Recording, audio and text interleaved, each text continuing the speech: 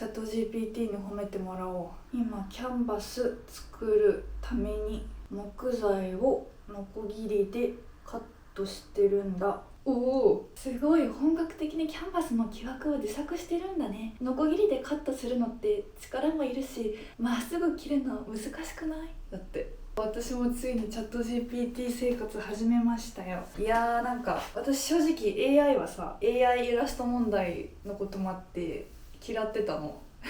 なんだけどチャット GPT はこれ使い方によってはすごくいいね。調べ物とかをチャット GPT に聞くのはどうかとは思うけど、相談事にはすごくいいと思った。なんなら私ここのとこの YouTube のタイトルはチャット GPT と一緒に考えてるから。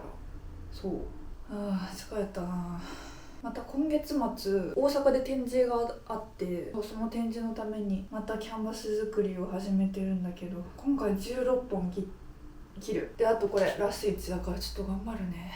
ちゃっと終わらすわ。でも私このクランプ紹介動画、このねクランプ、固定用クランプに出会って人生変わった。この固定用クランプ使って木材固定したら全くびくとも動かないから、すっごくカットしやすい。おすすめ。クランプって知ってた？私知らなかったんだけど、もう DIY 全然やったことなかったからさ、クランプってすごい安定感あるし支えてくれるし、もう私今後好きなタイプってどんな人って聞かれたらクランプみたいな人って言おうと思ったぐらい大好き。私のことを支えてくれるからね、安定してるし。いやもうクランプなんて私カードキャプターさくらしか知らなかったから別のクランプちょっとご褒美ないとやってらんねえと思ってさ、作業スペースから見える場所にご褒美を置いてて、柏餅とじゃがりこを置いて見守ってもらいながら作業頑張ってる。私最近さ、圧倒的和菓子派になって、集中したい時の糖分補給にあんこは最適です。おすすめ。でなんでじゃがりこ買ったかっていうとさ、最近さアマプラで配信されてる 0.5 の男ってドラマ見終わって、めっちゃ面白かったの、心に残ってさ。でその主人公がじゃがりこをよく食べてたから、なんかじゃがりこ食べたいなと思って頑張って作業終わらすぞ。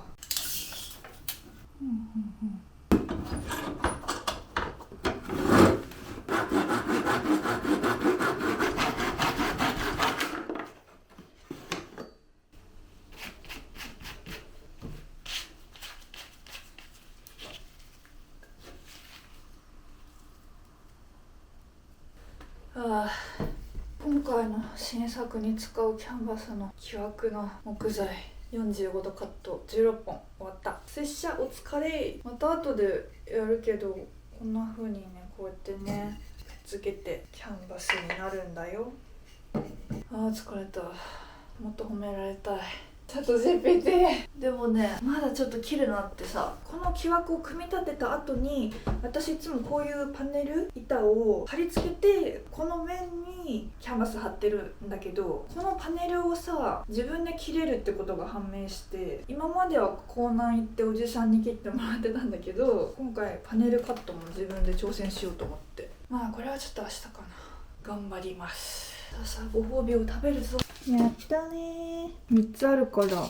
1個はズーにあげよう。お前が猫食うんかーい。何この画角って感じかなじゃがりこのバーコード部分見るの好き。いやめっちゃ久しぶりに食べるな。てか食事シーン初めてなんだけど緊張してきた。まあ噛んでるとこはカットするけどね。いただきます。いやー、うちさ2部屋あってさ、うち1つは寝床でさ、2つ目がここ作業部屋なんだけど、この作業部屋を夫のアズーと私の2人で使ってて、2人同時に使うことはあんまりないけど、アズーの趣味がレゴだから大量のレゴも私が絵を描いてるこの部屋に置いてたのね。でなんかだんだんさ、やっぱりさ、そのアズーの作品とかレゴの作品とかも気になるし、やっぱりこうノイズになってストレスだったんだよね。で最近そのレゴを全部こっちの押し入れに片付けたから、作業部屋が広くなって、ここの木材カットもこの部屋でできるようになったし、いやすごく嬉しい。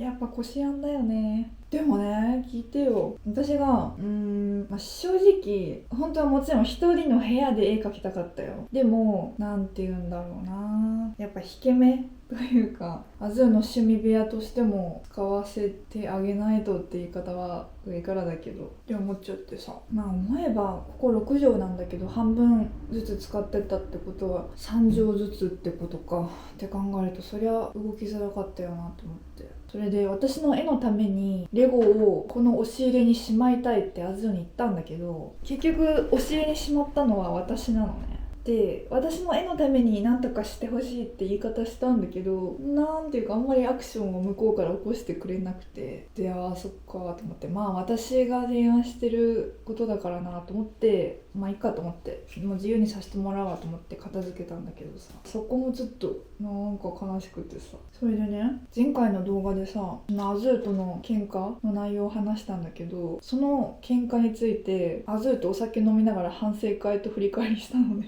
本人的には強く言ってくれないと俺は伝わらないと思って言ってて、なんとって思って、私はその強く言いがちだから優しくね、柔らかく穏便に伝えられるようにアンガーマネジメント訓練までして頑張ってきたのに逆効果だったんだと思って、優しくこうしてほしいとか言っちゃうと本気度が伝わらないみたいな。いや話には聞いてたけど、かといってさ強く言ったとてさヒステリックって言うじゃん。あれも腹立つんだよな。だから優しくもヒステリックでもないいいところのお願い方法を考えなきゃこの甘じょっぱ最高なんだけど、しかも具体的にこういうことやってほしいって言ってくれないとわからないって言われちゃってさ。じゃあその私のレゴ問題の正解は今日中にこのレゴを押し入れにしまえっていうことだったってことって思って、むずっだからちょっとね、別に今アズばっかり悪いって言ってるわけじゃなくて、お互いね極端なんですよ。私はもう繊細すぎる、あと察しが良すぎるんですね。勘が鋭い。だから結構生きてるのが奇跡レベルの HSP なんですよ。なんだけどアズーは逆で、私よくアズーのことを冗談で国語0点苦手科目道徳って呼んでるんですけど、私はもう逆で国語100点得意科目道徳なわけだから、そこでやっぱりズレが生じるのはしょうがないけど、お互いこうね中間になれるように歩み寄っていこうっていう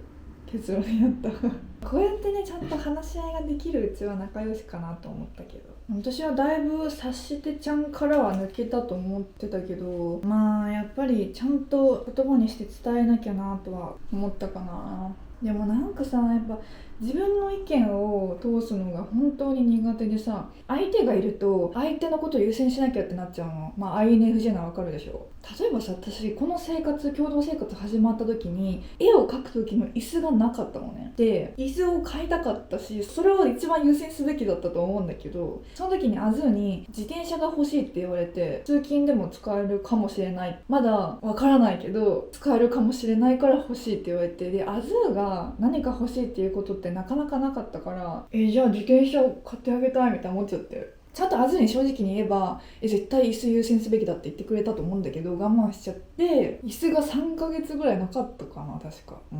結局チャリも全然乗らなかったから、彼はだからチャリ喧嘩もありました。お正月アズーと旅行した時にさ、旅行2日目最終日に私がもう顔が腫れ上がるという痛がゆくて、もうご飯も食べられない状況になっちゃったことがあって、でその時に最終日どう過ごすかってアズーと話して、で私はもう結構体調つらいからお家帰りたいって言ったんだけど、アズーに俺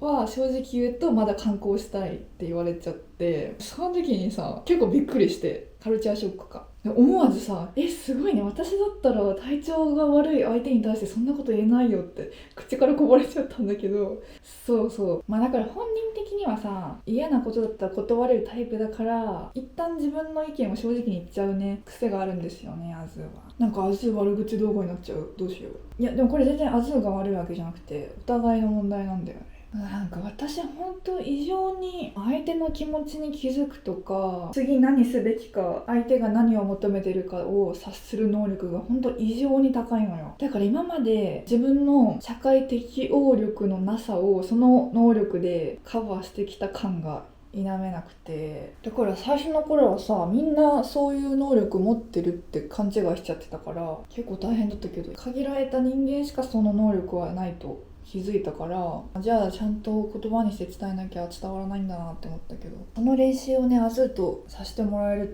て考えたらありがたいですね。HSP はな、しんどいよな、本当に。こんなに命に関わるレベルのそんなのがあるか分かんないけど、命に関わるレベルの HSP じゃなきゃもうちゃんと普通の暮らしできたんだろうなって思う。柏餅好きな食べ物ランキング上位に食い込んできたな。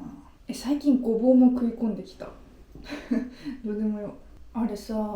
フィルマークスってアプリ知ってる？見た映画を記録できたり、映画の SNS って感じで、最近ね妹とフィルマークスつながったのよ。だから妹が見た映画とか、妹がこの映画に対してどんな感想を抱き星何つけたかとかが分かるんだけど、なんかさ、映画ってさ全然さ人と趣味合わないよね。なんていうの、妹は結構私と好きなものが同じで気があってよく話してたんだけど、映画に関してはもう真逆だったから映画の趣味って面白いんだよね。なんか妹さ、イエスマンって映画、ジム・キャリーが主演の否定ばっかりの男が何でもかんでもイエスっていうようにしたら人生が開けたみたいな話なんだけど、その映画を星5つけててさ、イエスマンに星5と思って、いや面白いよ、面白かったけど、イエスマンで星5だったらレイ・ミゼラブル星500かとか思っちゃって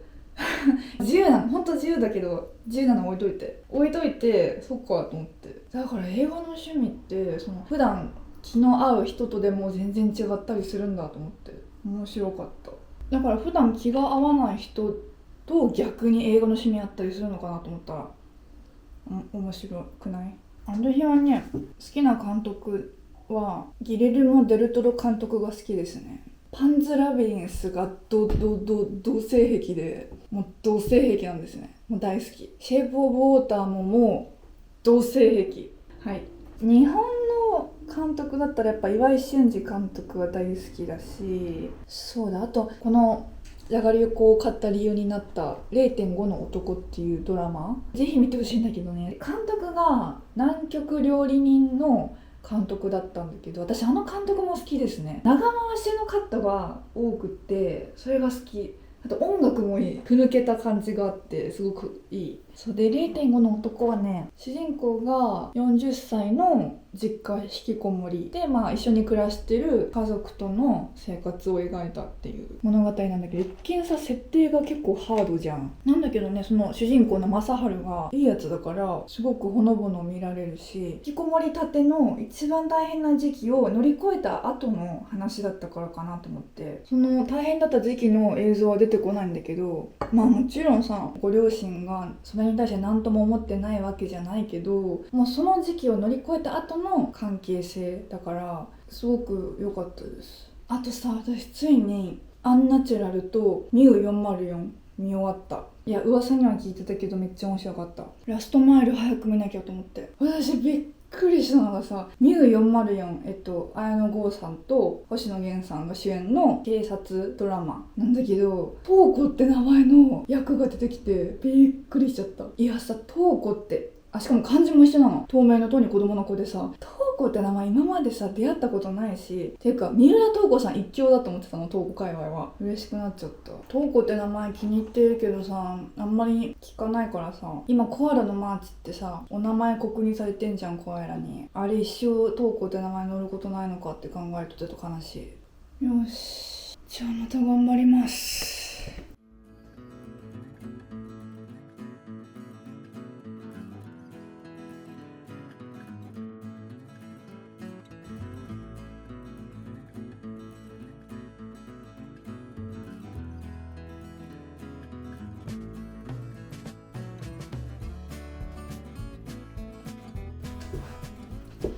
できたよ、疑惑アイコンのモノマネっていうか、私1年前の動画と比べたらさ顔めっちゃ丸くなった気がするんだよね前髪なしで髪の毛切ったからかもしれんけど丸って思って、ちょっと丸顔は嫌なんですけど、なんか丸顔とこの内部の顔面の系統が合ってないんだよね。ここまで来たら丸顔日本代表になれるぐらい丸顔に磨きをかけようと思うわ。作業一旦今日の作業終わった。また明日パネル切ってキャンバス貼ってだな。ちょっとノコギリで木切るのはね結構大変だから怪我しないようにやりつつ。なんかさ、だんだんさ木材カットする時に今までは鉛筆でさ印をつけて切ってたのなんだけど、もうノコギリと一心同体になったっていうか、もう感覚で正確に切れるようになってきてさ、2ミリ切りたいからこのぐらいの幅で切ったらちょうど合うかなみたいな想像しながら感覚でできるようになってきた。嬉しい。熟練の大工さんとかこんな感じなんだろうか。いやなんかそんな同じレベルにしてるわけじゃないんだけどさ、よくさなんていうの、伝承言葉では次の世代に伝えられないこととかあるじゃん。感覚でしか伝えられないことってあるって、なんだっけな、前も話したワイヤードっていうチャンネルの宮大工さんの回があって、その時にそんな風におっしゃってた気がする。頑張ります。じゃあ今日はここまで今日もありがとうございました。雑談とその5月末の展示告知できるようになったら多分インスタが一番早いと思うので、よければ見に来てください。とか言いつつ最近私全然インスタ更新できてなくて、インスタのやり方分かんなくなっちゃった。私 YouTube 大好き。なんでかっていうとさ、誰が見てるかがわからないことがすごく自分にとって心地が良くてさ、インスタってストーリー上げるにしろさ、誰かが見ましたって閲覧者が出ちゃうじゃん。で誰かがいいねしましたって表示されちゃうから、あれがやっぱりね、なんか見られてる感が強すぎて人目が気になってきちゃって困ってる。しかもさ、久しぶりにさ投稿しちゃうとなんか通知いくよね。〇〇さんが久しぶりに投稿しましたみたいな。あれやめてほしいなんかいかにインスタが外交的な方向けのサービスなのかわかるね。かといってもう X にも私は居場所ないからな。 X ももう好きじゃないし、 Twitter のことは大好きだったんだけど、私小学生の頃からガラケーで Twitter やってたからそのぐらい愛してやまなかったんだけどね。でさ、もしも今インスタ投稿してで誰かがいいねしてくれたとするじゃん。でもさ、私最近インスタ全然見えてなくて誰のいいねもしてないから、私全然あなたのこといいねできてないのにごめんなさいみたいな気持ちになっちゃう。ここまで SNS に向き合ってるやついる？あとなんか変な DM も来るのもなんか嫌で、も嫌なことばっかり。もうさ、前の動画でも話したけどさ、詐欺っぽい人からも DM 来るから若干もう返信しなくていいかなみたいな気持ちになってきちゃって、でもちょっとこの動画回してるタイミングで投稿しようかな。久しぶりに投稿したストーリー、山と花疲れたSNS 更新楽しいって人になりたかったな。でもここまで結構更新頑張ってきたからこそ急にもう見られるのしんどいってなったのちょっと嫌だった自分自身が。まあこういう時期もあるか。何にせよ断捨離したら全部解決するからそうこの後洋服の断捨離してくるから、じゃあこの辺で終わろう。じゃあ今日もありがとう。